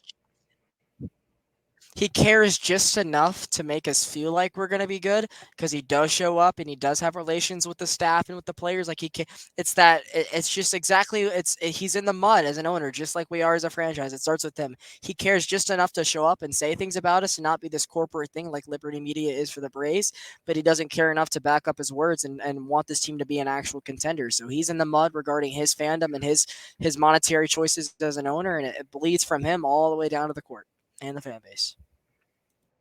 Yep. But moving on to another bright spot, another player who we've seen an improvement on from so far in the season is Jalen Johnson. One thing that we haven't been able to say for the past couple of seasons for a while is that he took the next step, and um, Jalen Johnson, yep, Jalen Johnson has been looking. He's been looking great for us. He's at 15 points per game, with 8 rebounds, shooting 40% from three, and it's just very inspiring to see. From him a couple of years ago when Nate McMillan was versing him in the G League. His G League coach was just praising him, saying he looked like the the LeBron James of the G League, and it's we could sometimes see the comparisons, and why he would say that with Jalen Johnson pushing the ball up the court. His passing is amazing. He could shoot the ball. His dunks Yeah. are explosive. It's like The other night, he looked better what than can he? Zion, his other two brethren. Yeah, He looked better than that it's Duke Blood Devil looking on the like court. it's no holes in his game. He's even good defensively, and it's a little disappointing to see that Nate McMillan wasted him all the time he did, but at the same time, it's good because he was able to get his development in the G League, and he was able to take the next step. He's sharing the starting role with Sadiq Base so far, and he'll probably end up winning the starting role soon. But Jalen Johnson has been looking very good so far, and it's inspiring to see picking up what John Collins had before. And he's playing better than what John Collins was playing uh, the past couple of years. Yeah, for Jalen Johnson, like as you said, it's his third year. And it feels like he's barely a second-year player because Nate McMillan refused to play him. And down in College Park, Carl Dukes, shout out 92 on the game. I know him and Steve Holman cover. Well, not so much Steve Holman. He does sometimes when the Hawks are off. But Carl Dukes has the chance to do play-by-play for a lot of the College Park games down there. And he had a lot of chances to see Jalen Johnson up and close. And it's the G League, so sometimes some of the things that he was able to do down there to take over the game aren't going to translate directly to the league above him. But he said there was a lot of plays where he was able to take a rebound and just go coast to coast and dunk it on the other end of the floor. And you're seeing that explosion when possible at the NBA level as well. But like his first 2 years, he only played in 22 games on a team where they really could use it. They were, Nate McMillan was deciding to start Timothy Luwawu-Cabarrot and Solomon Hill over guys like Jalen Johnson, even when John Collins got hurt. Last year, plays in 70 games, was kind of stuck in the backup four role, wasn't getting a lot of run until Quinn Snyder took over and he turned him into more of a 3-4 where he averaged on 15 minutes, 5.6 points per game, a near 50% field goal percentage, about 63% from the line, closer to 30% from the perimeter, and a about net even plus minus, but we still believe that the first round potential was in him. And as we mentioned about an hour ago now, for those, again, 1.5 speed is your friend, as we said earlier. We had to, like, everybody talked about him taking the next step. But, as much as I wanted to hop on the train because I believe in this team as much as anybody, I had to see it before I jumped on the hype train to believe it. Because, Micah, we heard the same thing. John Collins is going to take the next step. Cam Reddish is going to take the next step. DeAndre Hunter is going to take the next step. Kevin Huerter's going to take the next step. None of them took the next step. So, of course, I'm going to have a little bit of thought in my life that I got to see it before I believe it. And the first couple games when Jalen Johnson was coming off the bench, I'm like, oh, yeah, it's happening. And he's come off the bench in some games where the starting lineup fits Sadiq better, depending on the opponent, and vice versa. And in the 7 games, his minutes have doubled, The points have more than doubled, so that's something that you want to see. The 3-point percentage has come up. The field goal percentage has come up. The rebounds have come up. The blocks and steals have come up. Like everything is looking good, and he's showing flashes of being already the second best player on this team. Like there's nights that he's outperforming Trey and or Dejounte on the court, and it's just been amazing to see. He has been a flash and a spark, and that's been one of the very positive changes. And I'm happy to see, and I'm hoping it continues throughout all 82 games because we really needed one of these what ifs and developmental guys to actually improve. And so far, I'm going to knock on air while doing so. He's doing that. So go Jalen. Yeah, it's a very, like I said, very inspiring to see what he's been doing so far. He has a good shot so far. 7 games into the season, he has a good shot to win the most improved player award this season. But moving on to a player that I've been confused about us the lack of, at least, it's AJ Griffin. Quinn Snyder has been deciding to play Garrison Matthews. Yep, Garrison Matthews over AJ Griffin for some reason that is not known to the fans of the Atlanta Hawks. Like I don't understand it. Garrison Matthews is not better than AJ Griffin. And AJ Griffin, as a 19-year-old, was playing good role player minutes last year, and he was shooting, I believe, in the 40 high 30%, 40%, Say hi to 40% for three. AJ. Yeah, and now he's like to the point where he's not playing at all, and it's very very confusing to me. I don't understand, and Garrison Matthews is playing over him. I tweeted, I posted a tweet on my Twitter earlier today that this is reminding me of the Cam Reddish situation where he requested a trade and they barely played him or didn't play him at all until they found a trade partner and traded him, and we found out why he wasn't getting the minutes, and that's what this AJ Griffin situation feels like. What do you think about it? Could you repeat your last sentence again for the viewers? For I was me just or for the saying, viewers? I was just saying this reminds me of the Cam Reddish situation. I just want to know what do you think about it? What are you feeling? Why I don't like to think that AJ Griffin has the same work ethic issues as Cam Reddish because I mean, you could see by the picture I've already shown twice now, like they are completely opposite in character and charisma. Hmm. So I don't really understand it, but he was having a really good year and was actually, it was surprising because Nate McMillan is known to never play rookies or young guys, and he decided to play AJ Griffin and shoot. He was playing so well, he had to keep playing him, and he was playing and playing and playing until Quinn Snyder took over. Um, so it was a little confusing regarding that, but he was starting to get minutes again in the preseason, so it was really interesting to think, okay, he's probably going to be back in part of the fold, part of the 9-man that we're going to be running for the first couple months until Wesley and Kobe get healthy.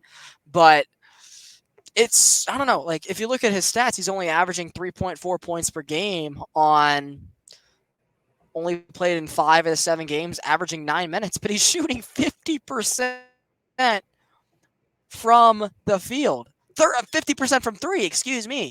And that's elite stuff. Like that's something that's better than Bogey and better than Sadiq, and he's much younger. Hell, the dude is literally 70 days older than me. I turned 70.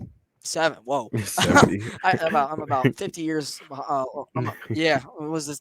Pretend it's the Dolphins Broncos game and it's 70-20. I turned 7. Whoa, I did it again. I turned 20. There you go, Blake. About a week and a half ago. He turned 20 on the 25th. So he's about 2 months and a week older than me. And so he still has all the potential in the world. 6'6", I think he could probably bulk up a little bit to kind of get a little bit of a lengthier defender. He's a little bit skinny out there. He's able to be bullied on the perimeter by some of the guys like DeMar DeRozan that are able to just back him down or able to push him off for a 3. He's another Duke guy, just like Cam Reddish, just like Jalen Johnson. The Hawks love poaching from Duke, and honestly, it's not the worst decision in the world. Usually, it's going to work out if they have a work ethic. So I wouldn't like to think they have a trade partner with him because they didn't extend Sadiq Bey, so that leads me to believe that there is some room for them. They're not playing Kobe Buffkin yet, so there is room for him in that regard. I just think that maybe he hasn't proven anything to Quinn yet, which is interesting to me, but I don't know. This team hasn't been shooting very well so far this year, and it's interesting that he's not out there on the floor. I mean, I guess I could go into some of his advanced splits if necessary, and he hasn't really been bad with turning the ball over. He's been when he's been asked to rebound, he's been good there. He's been good with the usage rate. He's done everything he's asked, but for some reason he's not playing, and it's interesting to me that Garrison Matthews, someone who was looked at as a good third unit guy, someone to come in with a couple games of injury or bench warmer duties. They brought him back on a very friendly contract because he did earn that right in the games he played last year. There's no reason that he should be playing over your first round pick from a year ago, who when he has played has always played excellent. Can't stunt Yeah. another player's growth. Yeah, and it's like I seriously can't think of an excuse other than the Hawks are looking to trade him because Garrison Matthews' defense is absolutely horrible, and so that can't be a reason that he's playing over AJ because AJ's defense is better than him, better than his, and AJ's shooting is better than his. Like today, Garrison Matthews missed two open threes that could have got us closer in the game. Um, and then like I seriously can't think of any other excuse, and I don't think it's AJ's work ethic either. I don't know. I want someone like I want somebody to ask Quinn what's going into that, like Kevin or Lauren, one of them to ask him a question about why AJ Griffin's not seeing the court, and If it, hmm? if anybody's gonna do it, it's gonna be Brad, but I don't Yeah, know if he will. that's the name that was slipping my mind. But yeah, we need a D Brad led would. for the He, Hawks. Brad doesn't BS. Well, D led Yeah, kind of BSs with Arthur Smith sometimes too. So depth chart, depth chart, but depth chart. but yeah, I seriously can't think about any other reason than the trade. But moving on, the Hawks Well, have like been.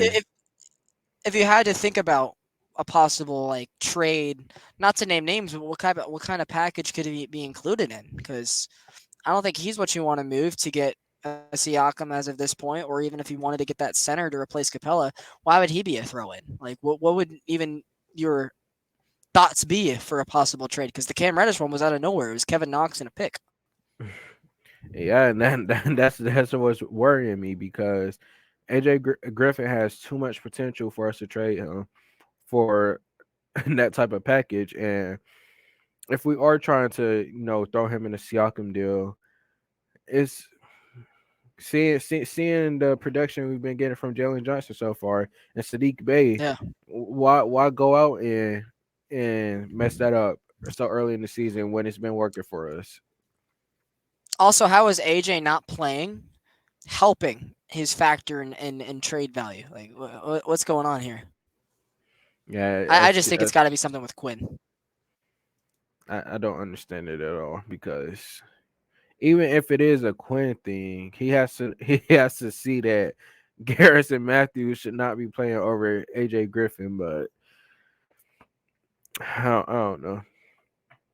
But yeah, Why don't we send him moving. down to College Park, have him drop a 40 bomb, and then we'll start playing because he'll be like, oh shoot, I'm smarter than Nate. He'll realize it like that. So let's send him down to College Park, have him drop a 40 bomb, have him like 8 threes, and then he'll be ready to go. There you go. And moving on to the next topic, though, the Hawks have been seriously struggling from three so far this season. Um, their 3-point shooting, they're at 34% on the season as a team. That it's just open looks. It's the ball is just not dropping for them. And we seen that in the Charlotte game, and we seen that tonight.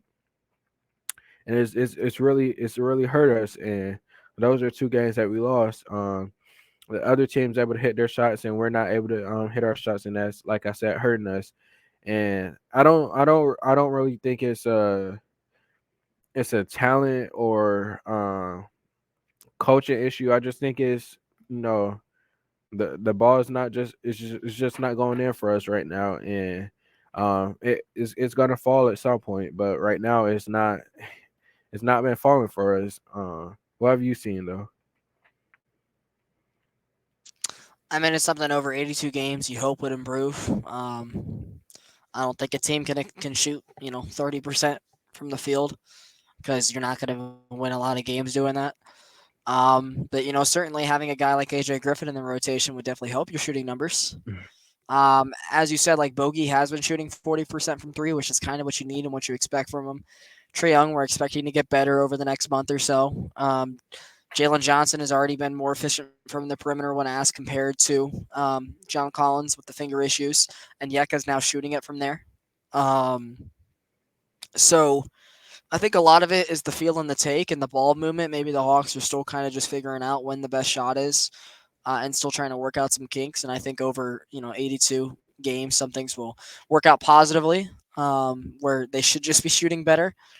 But I just, if they're getting open looks, they're following Quinn Snyder's game plan. They're all, shooting it from the perimeter. I don't know if it's anything to really worry about yet, but we'll definitely have to keep an eye on it. It's definitely the reason we've lost two of our games so far. It's just we've shot horrid and we've barely lost. But if you shoot league average, you probably were sitting here at 6-1, which would be phenomenal. Yeah, and we're at an hour and 40 right now. We've had a lot to cover with the preview and present time. So sorry for the longer show. It'd be shorter going on in the Yeah, season, but we're coming down to the end. 1.5 speed. 1.5 Yeah, speed is your friend. we're coming down to the end of the show. We try to make these topics faster for y'all, but moving on to the next one, just talking about the slow starts. It's also been with our shooting struggles. It's like hand in hand. Um, when we can't shoot the ball, like that the shooting the ball wins us game or it loses us games, and we've seen that so far this season. When our shots are falling, we're looking like the team that Quinn wants us to be, but when our shots are not falling, it's not much that this team is gonna do because they live by the three and they're gonna die by the three, and they don't have that inside presence.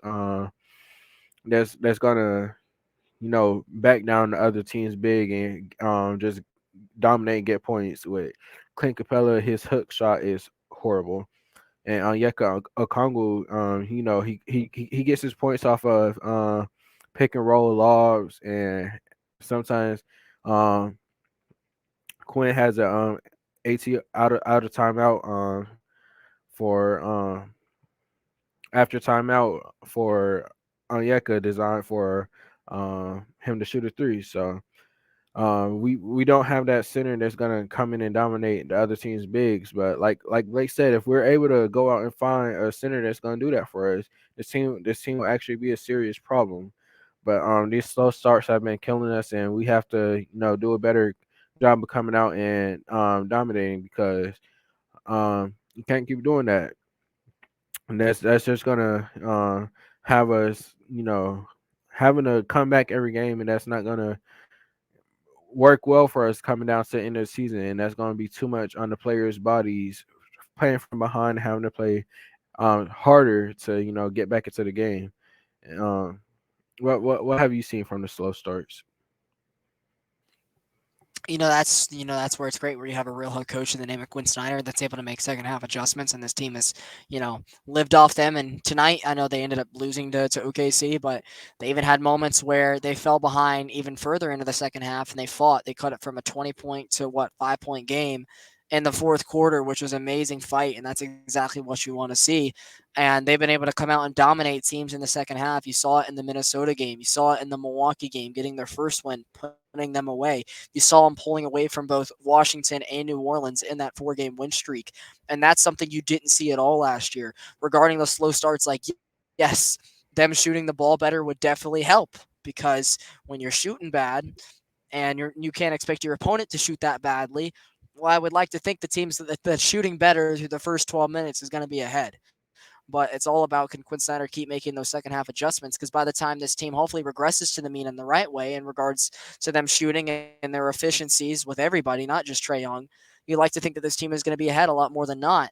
And maybe that means they won't be a play-in team. But knowing us, that means we'll fix this one issue and something else will arise. Someone will get hurt. All of a sudden, we'll be playing bad defense. It's just But regarding the slow starts, again, it's just been 7 games, and it's just really hard to judge a sample size. And I haven't been able to watch as much as you, so your opinion's a little bit more validated than mine. But I just think it means that it goes back to what we just talked about. You have to start shooting the ball more, but just thank God that Quinn Snyder is able to make these second half adjustments, and this team is able to live off them. Yep. And just going to what's been working for us so far this season is with our bench. The Atlanta Hawks are the only team in the NBA with eight players averaging more than 10 or more points per game this season, with Trae Young, DeJounte Murray, DeAndre Hunter, Jalen Johnson, Clint Capella, Onyeka Kongwu, Bogdan Bogdanovic, and Sadiq Bey, all averaging 10 or more points on the season so far. And that just shows the depth of this team, how deep we are. And It's amazing when you use your roster correctly how good you can be.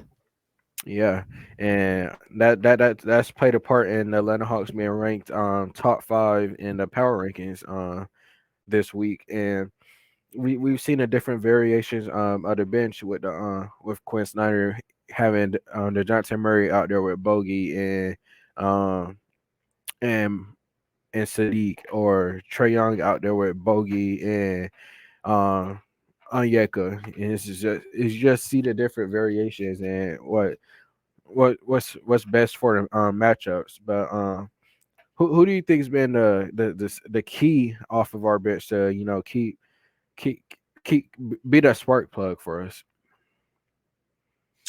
In the games Jalen Johnson's been off the bench, him. In the games he hasn't been, I'll say Bogey, because he has been shooting at that 40% clip. Because Onyeka still had a little bit of the foul issues. AJ hasn't really seen the court very much, as we just talked about.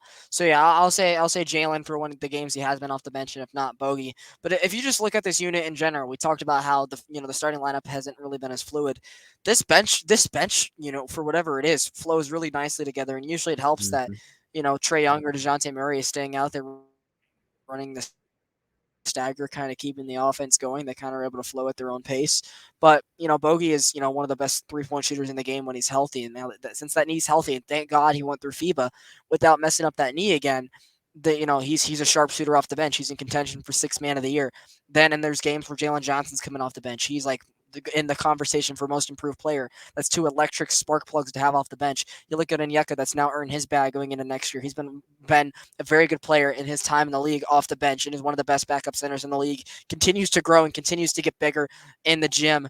And that's just 3 players already off your bench that are making an impact. When AJ Griffin has played, and we hope that continues to be a thing later in the year, he has been another sharpshooter, and his defense hopefully continues to grow as he's only 20 years old. He's been good off the bench. That's 4. And we're assuming that either Kobe Buffkin or Wesley Matthews will be that 10th man later in the year when either one of them gets healthy and fits into the system. So that's a 5-man bench right there that's already pretty good. You got the veteran out there in Wesley Matthews, the sharpshooter in Bogey, the center that is able to keep the offense going, that can now stretch the floor in Onyeka, Jalen Johnson, and even if it's not him, and Sadiq Bey, 2 guards that are able to do so much in this Quinn Snyder system. And it comes back to AJ, and if not, Trae Young or DeJounte still out there running the thing. Like, this is a very fluid bench that seems to work a lot of ways differently than the starting lineup, and they have kept the last 2 years the Hawks that have been mediocre, crazy mediocre. The bench has kept them in the game in a lot of games where Trae Young or company was stinking it up. Yeah, and I'll give them their flowers. yeah, and one of the things I can say with Quinn, given the how much depth we have on this team, like Quinn can and he has been sticking to an 8 to 9 man rotation every night, and it's been working for us. He doesn't, he has Trey or DeJounte running the stagger for point guard off the bench, and When injuries injuries arise, I'll be interesting to see if he goes out to 10. I wouldn't be surprised if when that injury bug hits, if you start needing to go to 10, and that's where Wesley Matthews and Kobe will be crucial. So, and Yeah, hopefully AJ's back in the fold by then. But yeah, as of right now, it's like what 8 or 9, and it's worked. yeah, and that just shows the talent we have on this team. We don't have to go deep in the bench to, keep guys fresh or put points on the board. We've done a good job of scoring, and we don't, like I said, don't have to go deep in the bench. But to go to our last topic of the day, so we don't reach the 2 hour the 2 hour mark for one team. We're gonna talk about the city edition jersey and the courts. Around the league, we've seen some pretty bad ones from Nike. They're designing them, but my initial reaction with they call it the Fly City editions. Um, my initial reaction was I hate the font of the ATL. I still don't like it much, but the jerseys look better on the players than it did on the rack. Yeah.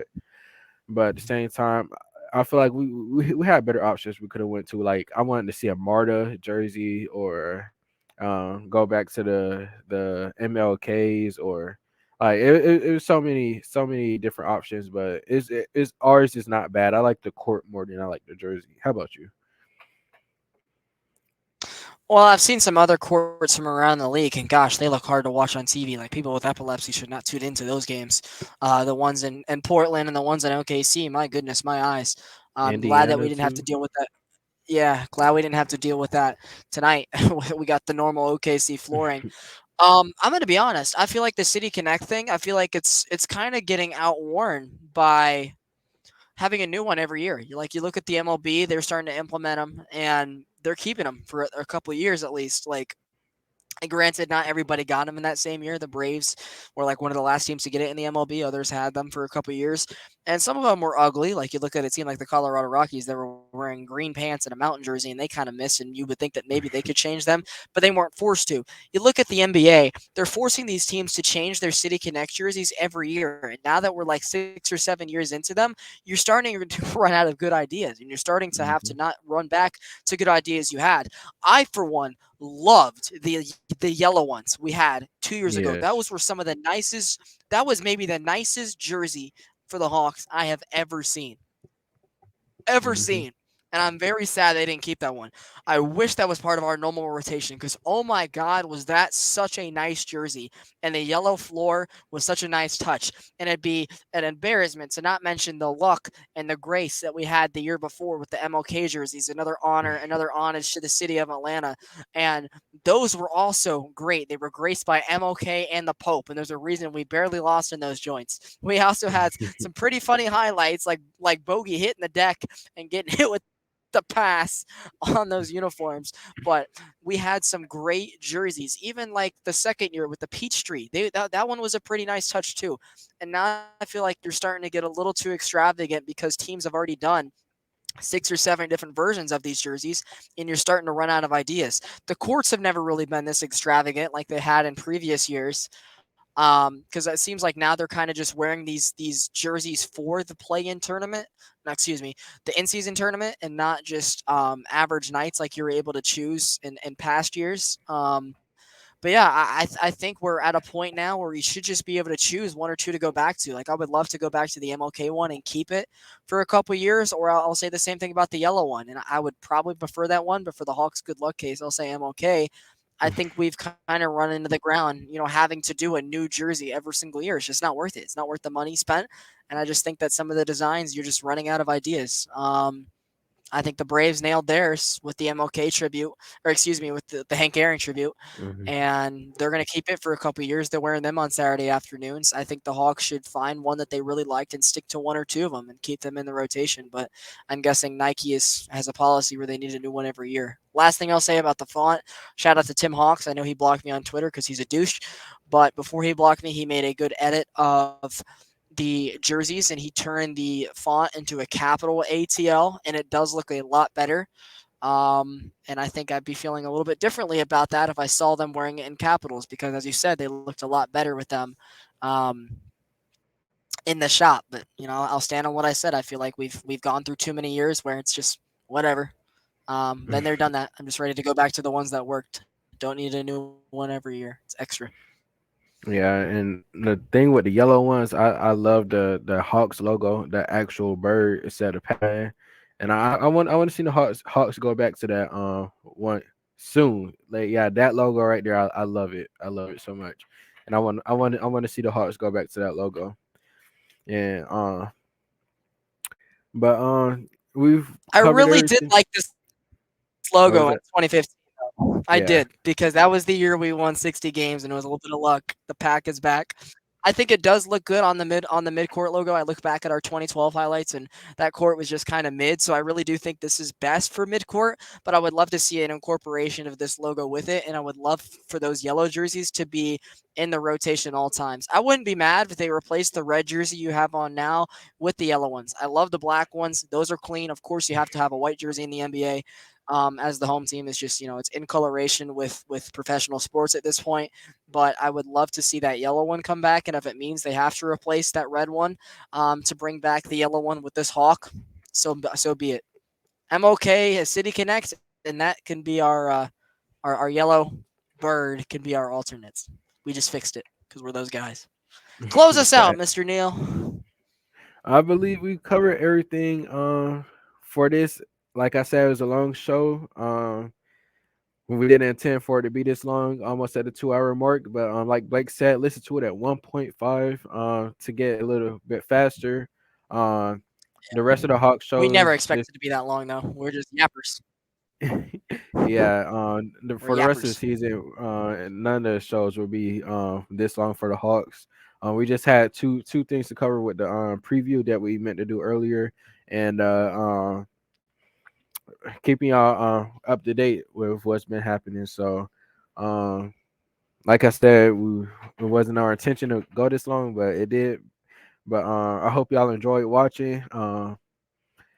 If you see our clip outs TikTok, Instagram, you see on Twitter, make sure you like it, make sure you share it. We want to continue growing. We want to continue getting our views up on YouTube. Want to see our likes go up.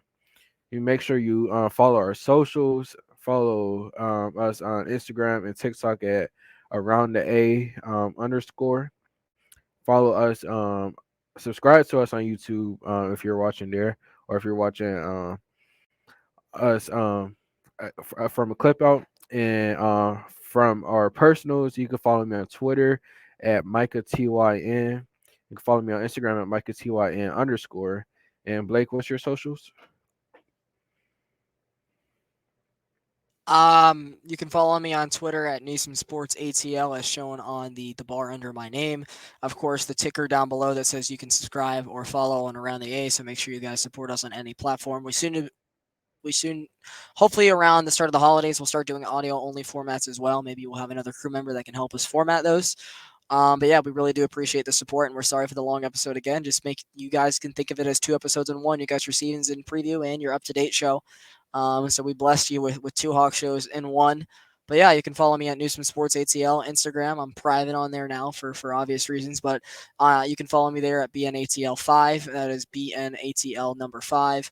And yeah, not really so much of an Instagram person. More post my Atlanta sports stories on there, and for Twitter, I live tweet during game, which some people like, some people don't like, but it's come at your own risk. I'm an honest fan at the end of the day, but I do ultimately love these teams, and I'm excited to see the rest of the season play out, especially if the Falcons keep going down the drain. The Hawks are going to be there to save us until the Braves start marching up again around March. So we really need this Hawks from them. best. Go ahead. Oh, it cut out. Wi-Fi messed up, but yeah, for the rest of the season, we just want to see some good Hawks basketball. We want to see some winning Hawks basketball, and hopefully this is a good season, and we don't end up in a play-in. We want to, like I said, we're fans at the end of the day. We're not expect. We don't want our expectations aren't what we want. Our expectations are just what we feel, and we're not like Blake said. We're not going to sugarcoat Hey, it. We're going man. to give you the Reverse the real. track record.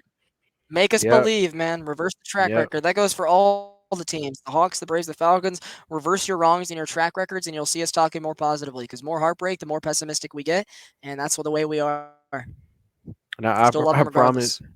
I promise we won't get mad if they prove us wrong and end up being better than what we're expecting him to be. I promise. Like that will not hurt us. Clip that. We Clip are that. fans.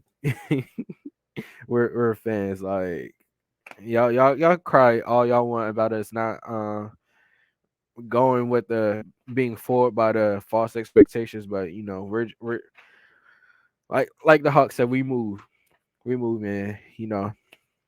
We hope y'all enjoyed the show, and like I said, subscribe, follow, like, and Yes, continue sir. sharing. And go Hawks, rise up. Even though I don't like them right now, rise up and let's No. make some moves this offseason, Braves. See you guys Thursday for the Falcons. And of course, peace out. Go A-Town. Blake out. Micah out. And we're going 79-3, baby. There's the positive vibes to end the show. Get us out of here.